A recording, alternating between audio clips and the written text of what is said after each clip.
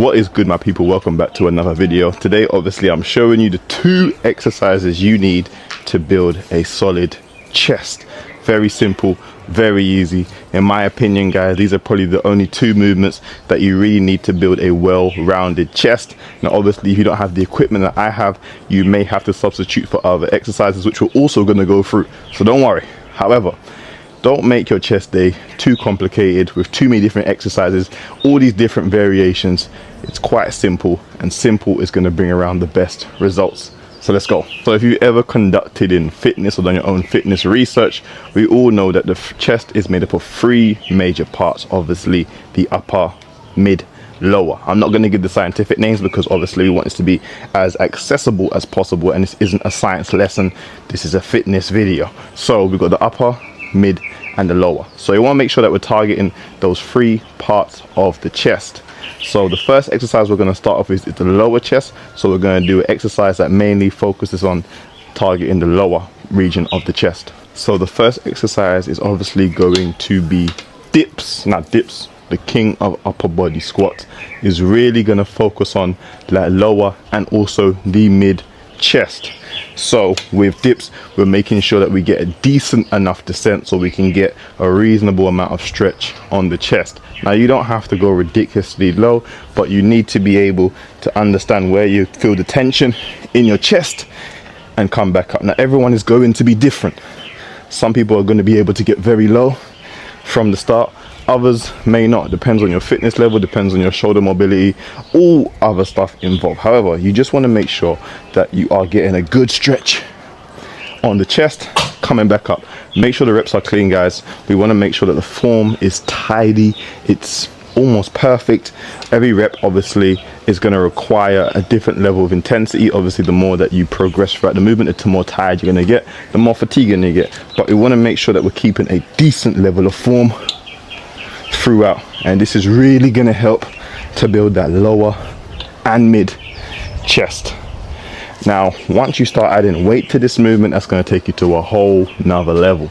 Now I would recommend that you probably get to about 8 to 10 reps before you start to add on weight, and you don't have to add on weight, you know, a ridiculous amount of weight to start off with. You can start with a 5 kg plate, 10 kg plate, or a weight vest. It's up to you.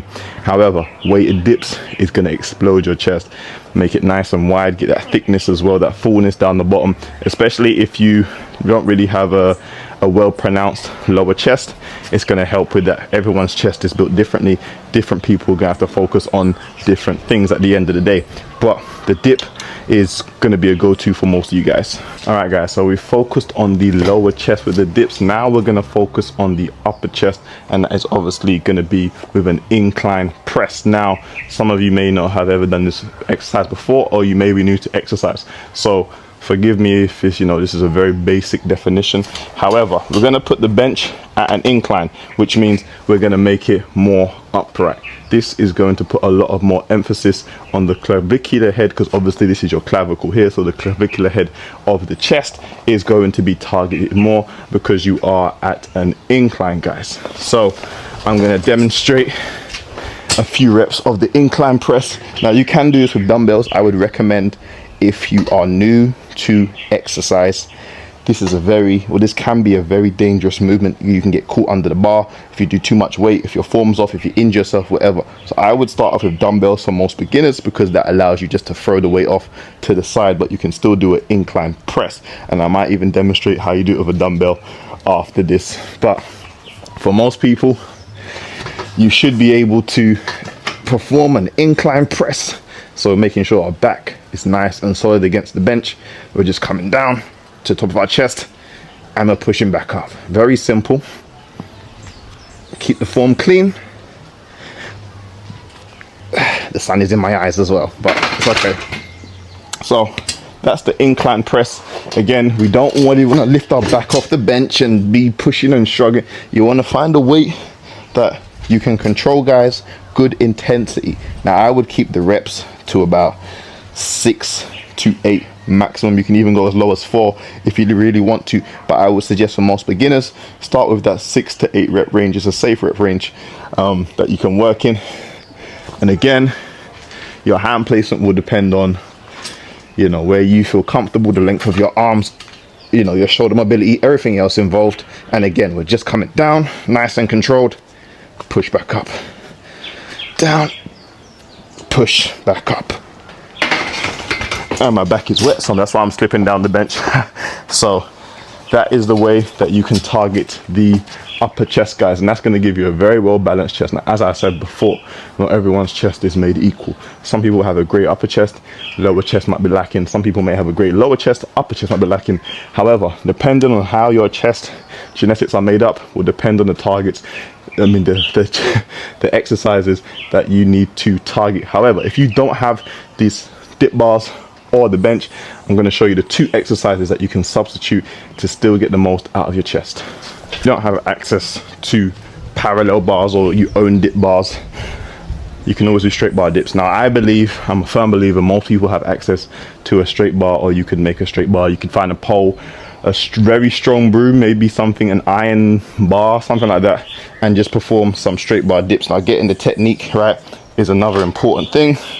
However, still going to target a lower chest, and it is still going to help to build the mid chest as well, guys. Now obviously the technique is very different from the parallel bar dips.